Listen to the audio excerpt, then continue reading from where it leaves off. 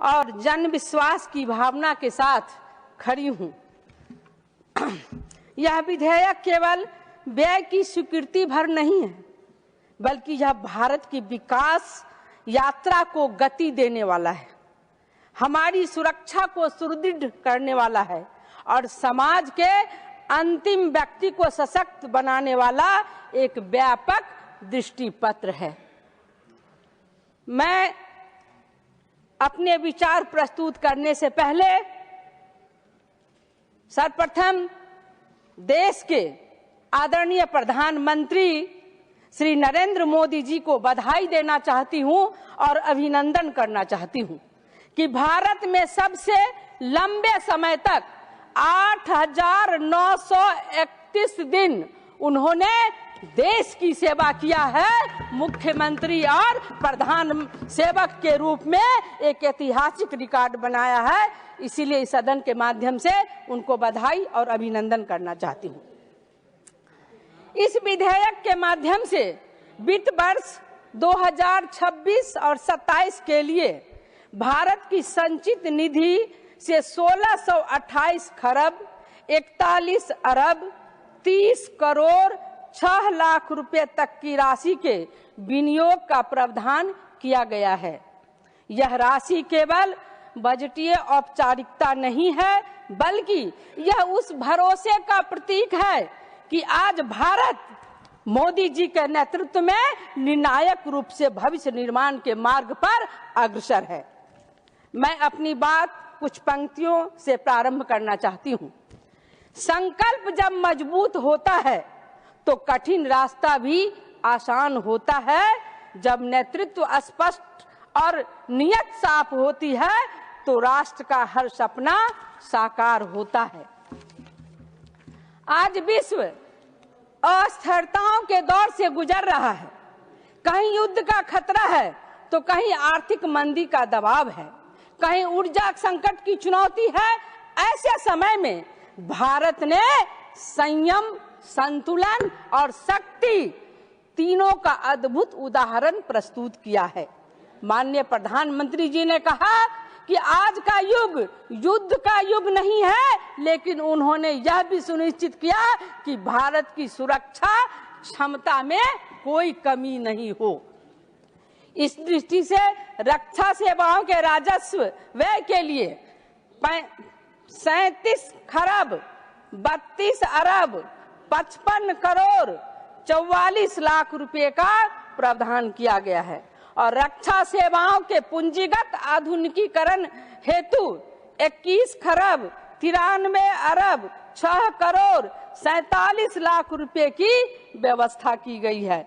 यह केवल धनराशि नहीं है, यह हमारे सैनिकों के मनोबल का संबल है, यह हमारी सीमाओं की सुरक्षा का संकल्प है और यह आत्मनिर्भर भारत के लक्ष्य की दिशा में उठाया गया ठोस कदम है। हमारा भारतीय सेना हमारा गर्व है और हमारा अभिमान है। जब देश की सुरक्षा को मजबूत करने के लिए ऐसे निर्णय लिए जाते हैं, तब कुछ विपक्षी मित्र सवाल उठाते हैं, कभी प्रक्रिया पर, कभी प्राथमिकता पर, कभी नियत पर। मैं विनम्रता पूर्वक विपक्षी आदरणीय सांसदगण से कहना चाहती हूं कि राष्ट्रीय सुरक्षा का विषय राजनीतिक मंच नहीं होना चाहिए। जो निर्णय सैनिकों के हित में हो, जो देश की सीमाओं को सुरक्षित करे, उन्हें समर्थन मिलना चाहिए, संदेह नहीं मिलना चाहिए। माननीय उपसभापति महोदय, पिछले एक दशक में भारत ने जो परिवर्तन देखा है वह सामान्य नहीं है, बल्कि ऐतिहासिक है। यह परिवर्तन निर्णायक नेतृत्व, स्पष्ट नीति और दृढ़ इच्छा शक्ति का परिणाम है। आज भारत फ्रेजाइल 5 की श्रेणी से निकलकर दुनिया की सबसे तेजी से बढ़ती प्रमुख अर्थव्यवस्थाओं में शामिल है। बैंकिंग प्रणाली सुदृढ़ हुई है, एनपीए में उल्लेखनीय कमी आई है, डिजिटल गवर्नेंस, जीएसटी और डिजिटल भुगतान ने पारदर्शिता को नई ऊंचाइयां दी है। यह वही परिवर्तन है जिसमें नीति केवल कागज पर नहीं रहती, बल्कि परिणाम बनकर देश के हर नागरिक तक पहुंचती है। माननीय उपसभापति महोदय, देश के विकास की चर्चा करते समय हमें यह भी स्वीकार करना चाहिए कि हम कहां से आए हैं। जब यूपीए की सरकार थी, जब पूर्व की सरकार थी, तो भारत आर्थिक अस्थिरता का प्रतीक बन चुका था। बैंकिंग प्रणाली एनपीए के बोझ से जूझ रही थी। परियोजनाएं वर्षों तक अटकी रहती थी और निर्णय लेने में अनिश्चितता और देरी आम बात थी। मैं महिला आरक्षण की बात करती हूँ। विपक्ष कहते हैं महिला, जब विपक्ष की सरकार थी यूपीए की, तो महिला आरक्षण बिल को सदन में फाड़ करके फेंक दिया जाता था। लेकिन ये आदरणीय मोदी जी के नेतृत्व में नारी शक्ति बंधन अधिनियम के तहत महिलाओं को 33% आरक्षण दिया गया। ये मोदी का सरकार है।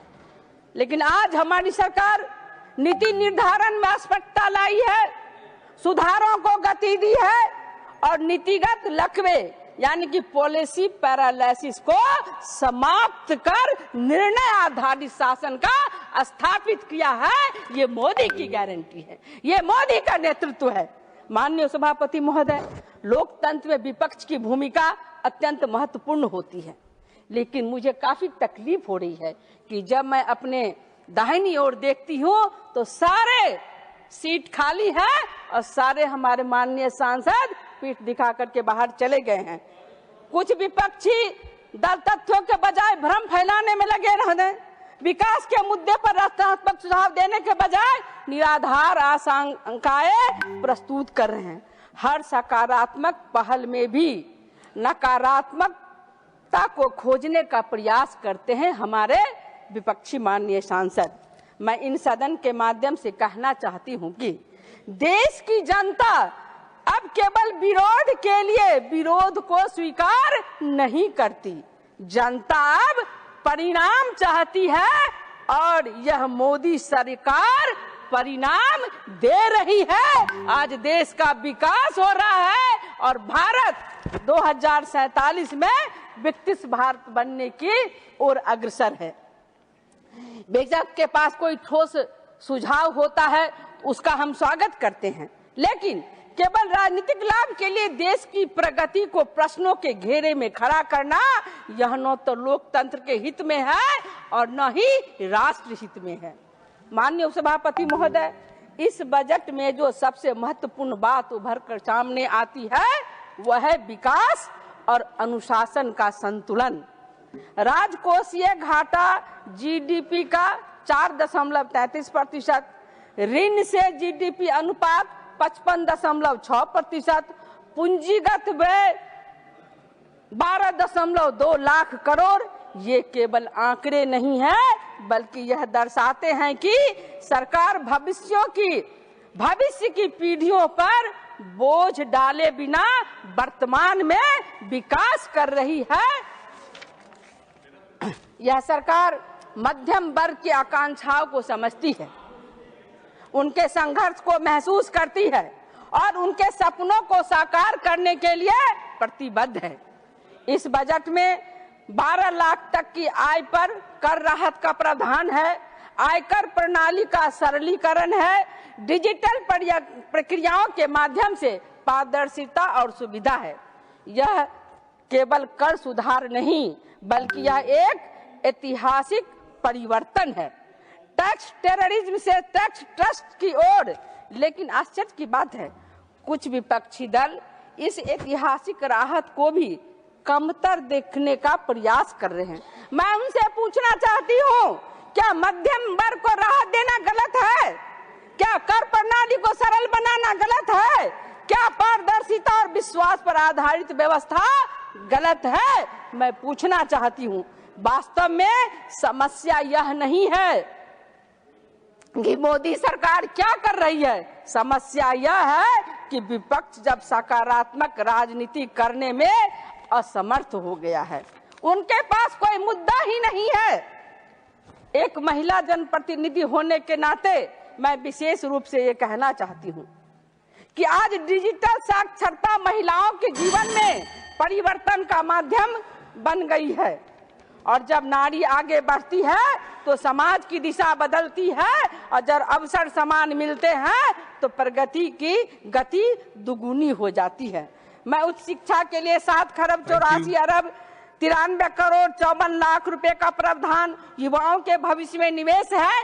हमारे संजय यादव जी कह रहे थे कि 2014 की बात करते हैं, मैं 2005 से पहले की बात याद कराना चाहती हूँ कि जब बिहार में जंगल राज था तो नौकरी के बदले जमीन युवाओं से लिया जाता था और युवाओं को ठगने का काम किया था।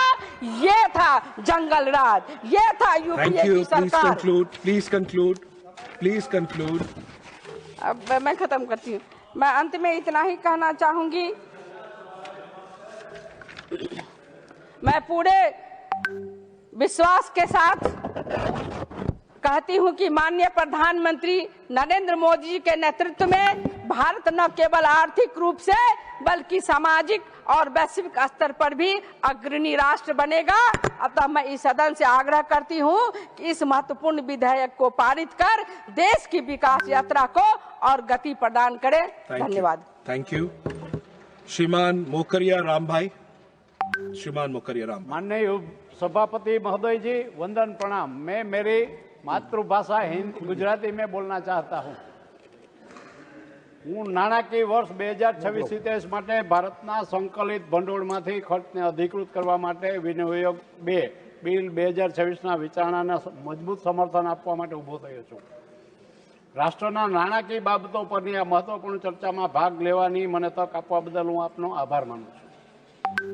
આ બિલ ફક્ત બંધારણીય ઔપચારિકતા નથી, તે